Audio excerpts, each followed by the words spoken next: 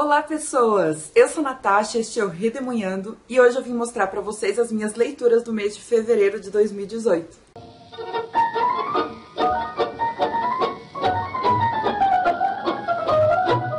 Vocês viram a pilha grande, né? Lembrando que fevereiro, apesar de mais curto, para mim passou muito devagar, eu consegui fazer bastante coisa. E teve a maratona literária de carnaval, que eu sempre faço aqui no canal. Pra mim é meio que o tempo ideal de maratona, 4, 5 dias lendo intensamente. E eu fiz vlog pra vocês verem como é que foi a minha produtividade. Se você ainda não viu, vou deixar o link na descrição do vídeo e também aqui nos cards. E esse mês eu cumpri um monte dos desafios, do grande desafio do Culto Booktuber. Foram 5 desafios que eu já cumpri no total, agora em fevereiro. E eu resolvi mudar um pouco a minha estratégia, porque eu comecei fazendo por sorteio os temas, mas eu já vi que esse ano eu tô muito atarefada. Aliás, eu vou falar com vocês um pouco sobre isso. E como eu tô com esse projeto de maior liberdade nas minhas escolhas literárias desse ano, eu resolvi que se eu pegar um livro que se encaixe em algum dos temas que eu escolhi para o grande desafio, eu já vou considerar aquele livro como do tema, sem precisar sortear o tema, tá? Então, o primeiro livro que eu terminei de ler em fevereiro foi Era uma Vez uma Mulher que Tentou Matar o Bebê da Vizinha, da Lyudmila Petruchevskaya, pela Companhia das Letras.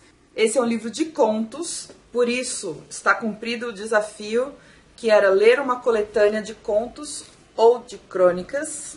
Eu fui no lançamento desse livro em fevereiro em São Paulo.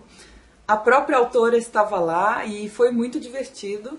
A Lyudmila é uma autora russa e essa coletânea de contos, ela abarca alguns contos meio folclóricos, algumas coisas meio parecidas com contos de fadas modernizados, e que sempre tem uma característica ou sobrenatural ou um pouquinho assustadora e coisas assim. Não é nada muito pesado, nada que realmente dê medo, mas sempre tem uma viradinha desse tipo em todos os contos. Tem mais ou menos uns 20 contos aqui.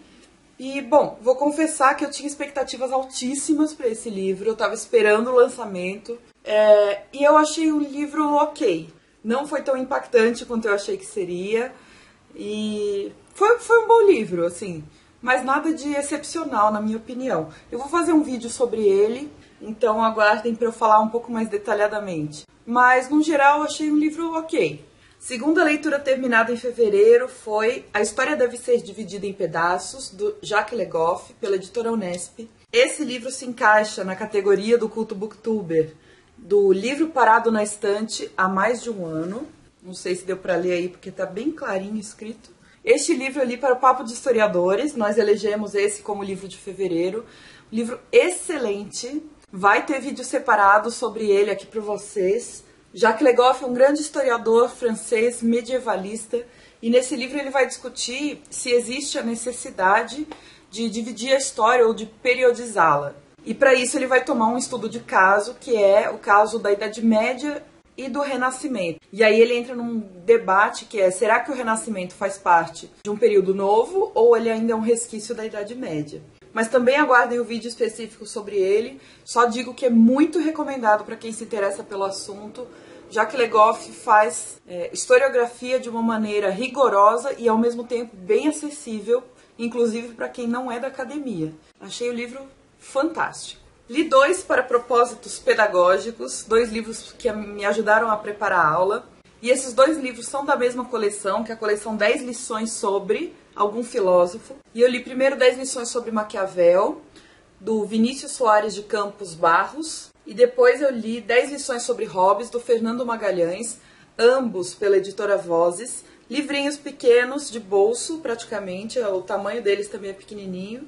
E eu gostei muito dos 2 para o propósito que eu estava querendo, que era preparar a aula sobre o assunto. Eu achei que foram ótimos resumos. Os 2 autores são filósofos, então eles têm também esse rigor intelectual garantido. E com certeza eu gostei mais do livro do Maquiavel. Eu achei que o autor abordou coisas muito importantes, muito essenciais dentro do pensamento do Maquiavel, de uma maneira fácil de entender. Do Hobbes eu achei que foi um pouquinho mais indireto, vamos dizer assim. Também foi bom, mas com certeza eu achei mais útil, ou gostei mais do Maquiavel.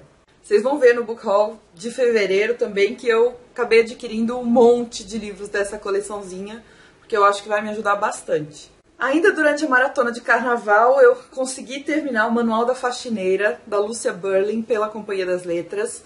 É um livro de contos, esse sim é grande, tem 532 páginas. E com isso eu cumpri mais um desafio do grande desafio do Culto Booktuber, que foi ler um calhamaço, um livro com mais de 400 páginas. Esse foi outro que eu estava com altas expectativas e vou dizer que esse cumpriu. Contos muito diferentes daquilo que eu tô acostumada, me fez sentir de uma maneira diferente que eu me sinto quando eu leio.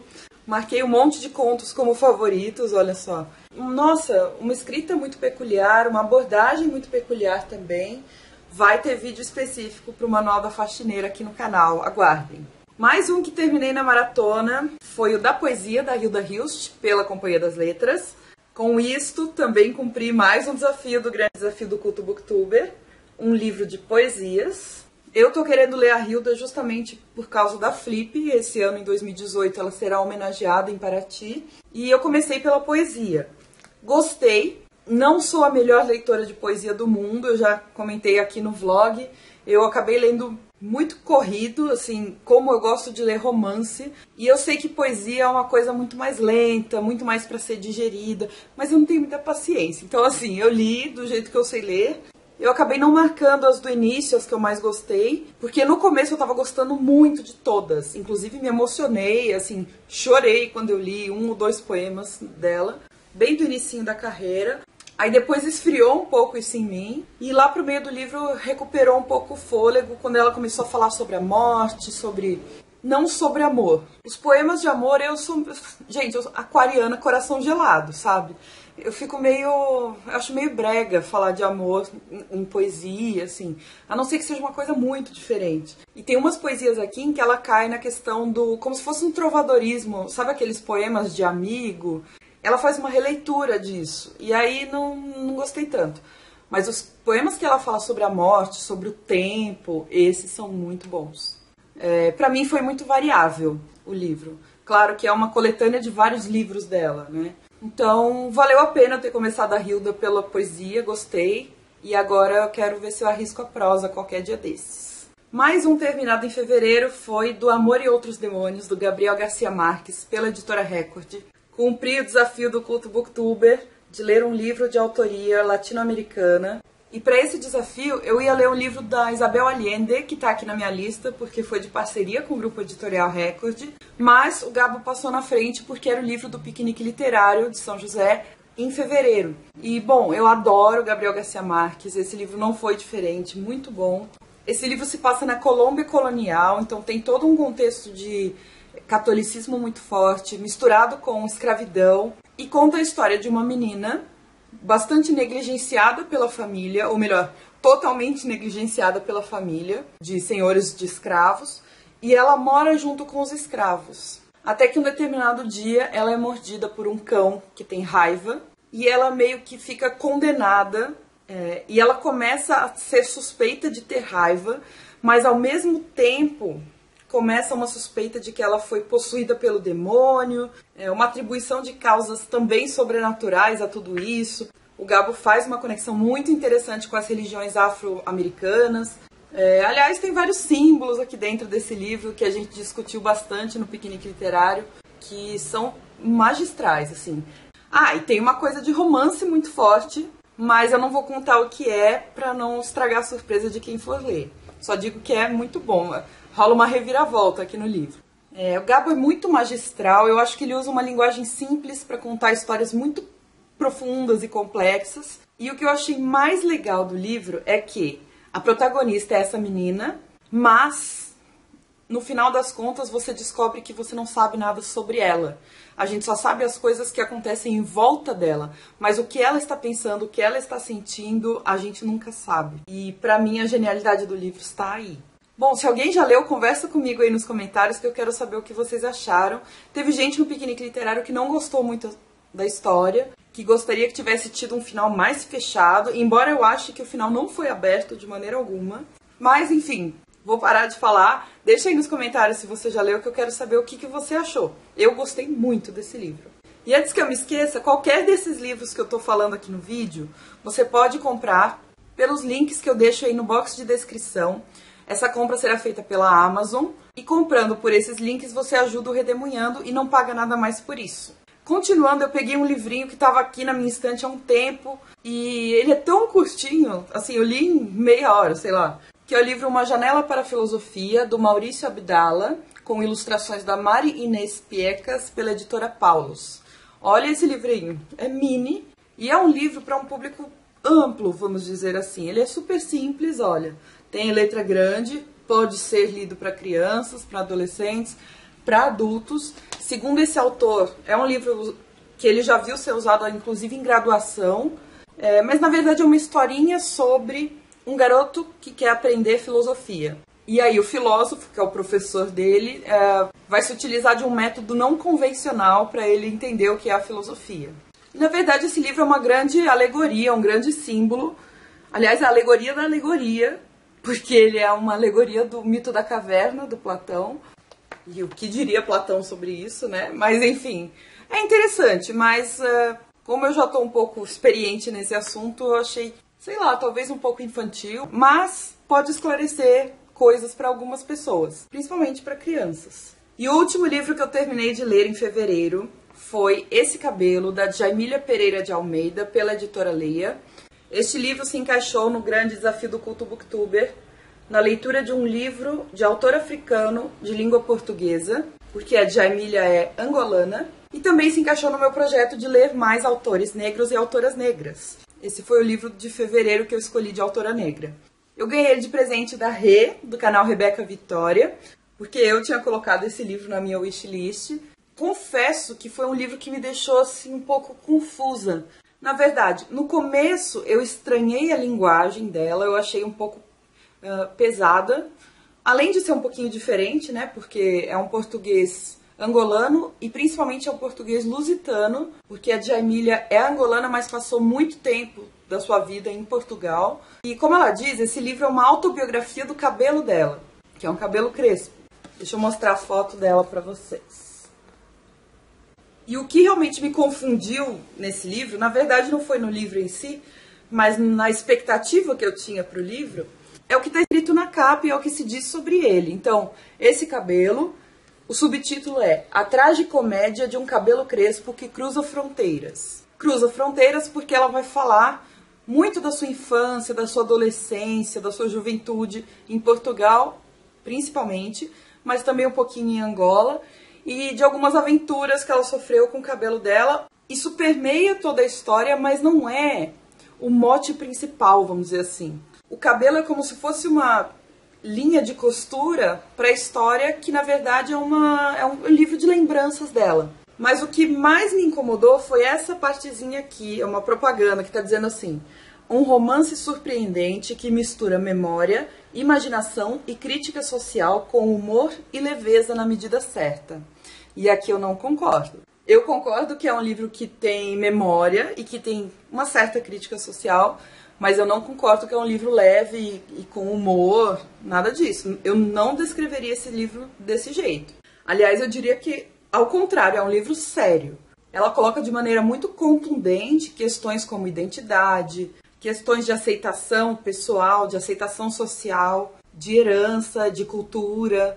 Como eu falei, a linguagem é muito forte, às vezes ela fica até uma linguagem meio dura, o que tem beleza, do meu ponto de vista. E é um livro de memórias importante, mas não me prendeu como leitora. O enredo é uma grande colcha de retalhos, assim, como a memória é também. E como eu disse, esse livro é muito mais sério do que eu esperava. De qualquer maneira, é um livro muito bonito de homenagem aos antepassados, como um diário, como uma crônica familiar. Esse livro é muito valoroso, mas eu acho que o apelo para o público no geral desse livro não é tão grande quanto é para dentro da família, para ela mesma. É um livro bonito, mas que não, para mim, não me prendeu. Bom, essas foram as minhas leituras, mas eu ainda tenho uns recadinhos para vocês. O mês de março abriga o Dia Internacional da Mulher, que é dia 8, e desde o ano passado eu faço um projeto que, na verdade, é um projeto proposto pela Yara, do canal Conto Encanto, e é um projeto chamado Mulheres para Ler. A ideia é que quem participe do projeto procure ler mais mulheres durante o mês de março. Em 2017 eu consegui ler só mulheres no mês de março e eu queria muito fazer isso esse ano. Porém, infelizmente eu não vou conseguir, porque eu preciso ler alguns livros de filosofia e que a imensa maioria é escrita por homens. Então eu não tenho muito como fugir disso, questões de trabalho. Mas ainda assim eu vou tentar privilegiar a leitura de mulheres, o que me leva a um segundo tema, que é que eu estou muito sobrecarregada no trabalho e isso vai afetar um pouco as minhas leituras e provavelmente os meus vídeos. Eu provavelmente vou pegar um trabalho muito grande que vai tomar bastante do meu tempo até o final do ano, que com certeza vai reduzir o meu número de leituras por lazer, mas eu acho que isso vai afetar a minha produção de vídeos. Então eu não vou prometer, a partir de março, não vou prometer um vídeo por semana. Vou tentar, mas não tenho certeza. Tempo para gravar é muito difícil, para editar tá muito difícil também. Então já peço desculpas por antecedência, mas é uma situação temporária. E por motivos de força maior, que é trabalho. E o último recadinho que eu tenho para dar tem a ver com o mês das mulheres, é que o Dani do canal Irmãos Livreiros e a Alê do canal Portão Literário estão promovendo uma maratona chamada Maratona Wonder Women, que vai do dia 8 ao dia 22 de março de 2018. Eu vou deixar o link para os canais deles e para os vídeos deles sobre a maratona aí na descrição, se você quiser dar uma olhadinha. E eles propuseram uma TBR temática com 5 desafios no total. Desses 5, eu consegui encaixar 4 livros que eu já estava planejando ler agora em março. Não sei se vou conseguir terminá-los, mas se encaixam nos desafios. Eu vou dizer aqui para vocês quais são. Eles colocaram o nome dos desafios como sendo nomes de personagens femininas. Ficou bem legal. O primeiro desafio é Becky Bloom, um livro contemporâneo. E para esse eu vou ler Mulheres, Raça e Classe, da Angela Davis, também com o grupo Papo de Historiadores. O segundo desafio que eu vou conseguir cumprir, eu acho, é o desafio Poliana, cuja ideia é ler um clássico protagonizado por mulheres. E para esse eu vou ler O Despertar, da Kate Chopin, que é um clássico norte-americano, escrito bem no finalzinho do século XIX. Para o desafio Lois Lane, que é ler um livro de não ficção, escrito ou protagonizado por uma mulher. Eu vou ler Mensagem de uma Mãe Chinesa Desconhecida, da Xin Han. Alguém aqui no Booktube recomendou esse livro, me desculpe, agora eu não vou lembrar quem foi, mas me recomendou muito esse livro, ele já estava na minha wishlist há tempos, e vai ser o livro de março do Piquenique Literário de São José dos Campos, então eu vou ler com certeza. E o último desafio que eu vou conseguir cumprir, espero, é o Princesa Leia, que é um desafio extra, que é um livro com capa vermelha ou com algum elemento vermelho na capa, escrito ou protagonizado por mulheres. E aí, nesse caso, eu vou ler o livro Filósofas, organizado pela Juliana Pacheco. Ufa, é isso. Quem quiser participar da maratona está convidadíssimo, façam aí suas TBRs, participar também do projeto Mulheres para Ler, será muito bem-vindo.